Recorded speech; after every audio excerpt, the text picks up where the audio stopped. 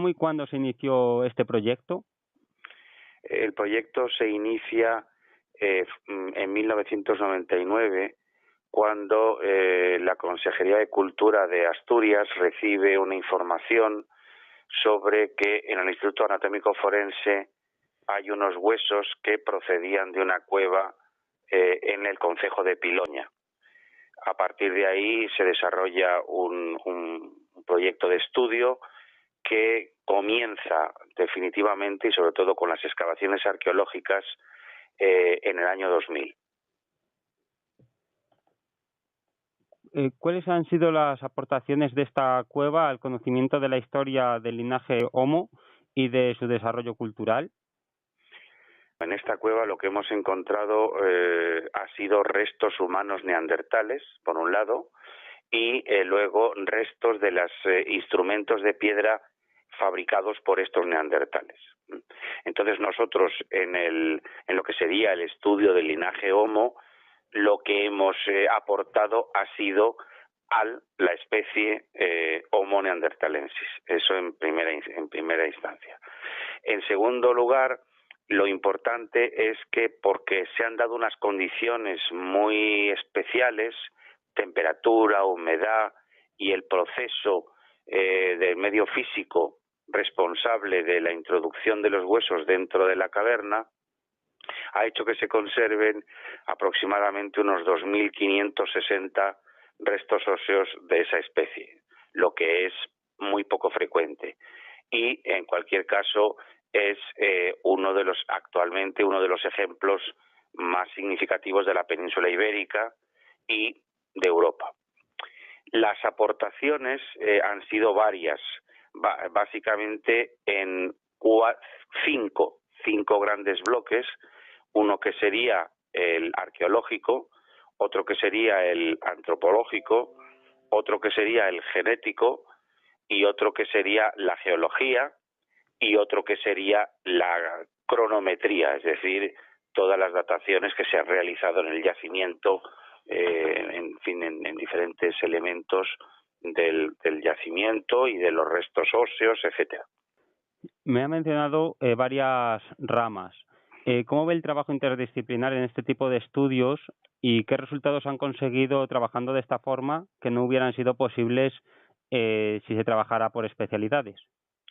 Bueno, cualquiera que sea arqueólogo, y los prehistoriadores, como es mi caso, somos arqueólogos por definición, porque es el procedimiento que nosotros tenemos para recuperar nuestra información, nuestros datos y lo que llamamos el registro arqueológico, trabajamos desde siempre con diferentes disciplinas y técnicas analíticas aplicadas. No puede ser de otra manera. ¿Por qué? Pues porque esos restos están dentro de un sedimento y de un espacio físico determinado, que lógicamente influye de una u otra manera en ese yacimiento. Trabajamos también, si encontramos restos humanos, con paleoantropólogos. A su vez, ahora los estudios genéticos, en cuanto hay hueso, pues lógicamente también es necesario. Trabajamos también con paleontólogos, porque aparece fauna en muchos sitios. Trabajamos con paleobotánicos, porque hay restos de pólenes, etcétera. Y así podría seguir mucho tiempo, en función de lo que aparece y en función de la realidad de un yacimiento arqueológico. Hay una gran cantidad de disciplinas y de técnicas analíticas que son estrictamente necesarias.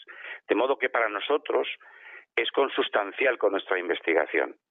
Y lo interesante de todo esto no es que sea multidisciplinar, es decir, muchas disciplinas, que sí, sino interdisciplinar, que estén bien trabadas, que tengan coherencia, que las preguntas y las hipótesis que se planteen pues sean correctas y todas ellas desde su propia forma de entender la realidad y los datos que cada una aporta, al final lo que hace es una síntesis de ese yacimiento arqueológico y de esos restos que han pertenecido a unos grupos humanos de un tiempo y una especie dada. ¿Cuál es la situación de los estudios sobre la prehistoria en España? Bueno, vamos a ver, la prehistoria es muy larga.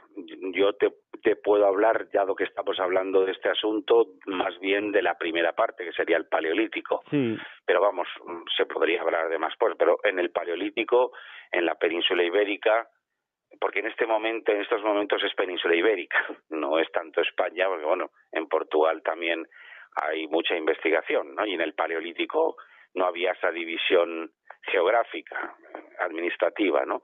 Entonces, en la península ibérica, la verdad que los estudios de Paleolítico tienen mucha fuerza. En los últimos 20 años, 25, la verdad que ha habido una intensidad de investigación importante y hay bastantes yacimientos que están ofreciendo muchos datos, ¿no? Es cierto que para investigar es necesario tener medios económicos. Ha habido unos momentos mejores, la crisis es verdad que nos ha ralentizado una barbaridad. Esperemos que esto se arregle y continúe pues toda esa investigación tan significativa. Pero es verdad que el Paleolítico tiene aquí en la península ibérica, en fin, una proyección importante e interesante. ¿Cómo y cuándo se inició este proyecto? En lo que se refiere a los estudios genéticos, esto empieza en 2005, cuando se incorpora a la investigación en el Sidron el genetista Carles Lalueza Fox, que trabaja en el Consejo y en un instituto del Consejo y de la Universidad Pompeu Fabra en Barcelona. Entonces, este investigador empieza a tomar muestras y empieza a intentar obtener datos de ADN.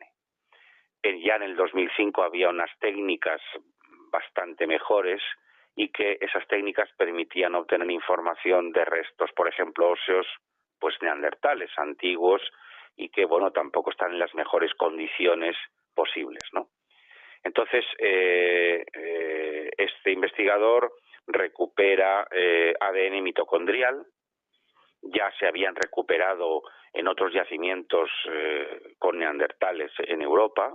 Es el 8º yacimiento del mundo, el Sidrón, pero al poco obtiene gen nuclear, es decir, el que viene por los dos, por padre y madre. Y el primer gen que encuentra es el gen de la melanocortina, del color del pelo y de la piel, ¿no? Y eso sí es muy novedoso, muy interesante. Además, a medida que se va desarrollando la investigación genética, nos damos cuenta de la importancia que tiene el que las muestras no estén contaminadas por ADN moderno. Y a partir del año 2007 incorporamos una novedad que ha sido muy útil para no contaminar con ADN moderno las muestras, los huesos que sirvieron como muestras para estudiar el ADN. Y eso es lo que llamamos el protocolo anticontaminación, es decir, colocarse cuando había la posibilidad de que un hueso fuera bueno para el estudio del ADN, se iba todo el mundo de la zona del yacimiento, 2 personas se vestían con el traje estéril del laboratorio, se esterilizaban las herramientas, entonces se entraba con el traje, las 2 personas con el traje estéril, metían en una bolsa ese fragmento de hueso y esa bolsa se metía en una nevera para que se congelara la muestra. Esto ha permitido que no haya contaminación por ADN moderno de las muestras y eso ha sido un protocolo que se ha utilizado por primera vez aquí. Luego, en el 2007, nos incorporamos al proyecto del genoma neandertal, y este proyecto lo lidera el Instituto Max Planck de Leipzig. De modo que durante unos años Carles Lalueza, el genetista, fue tomando información, extrayendo información de ADN nuclear y se estaba estudiando el genoma neandertal, ¿no? En los estudios de Carles Lalueza pues ha habido información sobre el grupo sanguíneo AB0 en uno de ellos, el grupo sanguíneo 0, luego también ha habido información sobre un gen del gusto amargo, luego ha habido información sobre un gen que se llama FOXP2, que es el responsable de la base neuronal del habla, También se ha trabajado en el estudio de la patrilocalidad, es decir, se ha obtenido la información sobre 3 mujeres del grupo del Sidrón, que cada una tiene un linaje mitocondrial diferente, y se ha visto cómo varios individuos masculinos de ese grupo están asociados a la mujer del linaje A, ninguno a la mujer del linaje B y 3 a la mujer del linaje C. Lo que quiere decir que estos grupos, como pasa en muchas sociedades cazadoras-recolectoras, se movían las mujeres por el territorio y los varones y los hombres estaban más estables en dicho territorio, ¿no? De modo que se ha obtenido pues información en diferentes aspectos genéticos. Y luego el genoma neandertal lo que ha permitido el Sidrón es contribuir a su desarrollo y también a todo el tema de la hibridación que se produjo entre los sapiens que salieron de África con los neandertales que estaban en la zona de Próximo Oriente, lo que permite plantear en la actualidad que, por ejemplo, los europeos, nosotros tenemos un 2% de flujo génico neandertal. ¿Cuáles son los siguientes pasos que se podrían dar a partir de esta investigación y de este artículo que menciona la posibilidad de extraer ADN sin la presencia de fósiles del propio sedimento? Naturalmente se han hecho muchos estudios genéticos, hay cosas muy interesantes, por ejemplo relacionadas también con el sarro dental, con el cálculo dental, el sarro que ha dado informaciones interesantes, y luego la última investigación que se acaba de publicar es efectivamente que se ha podido obtener ADN del sedimento. Lo interesante en este caso es que hay una técnica que hasta ahora pues esa no existía, que es tan depurada, que permite obtener ADN del sedimento.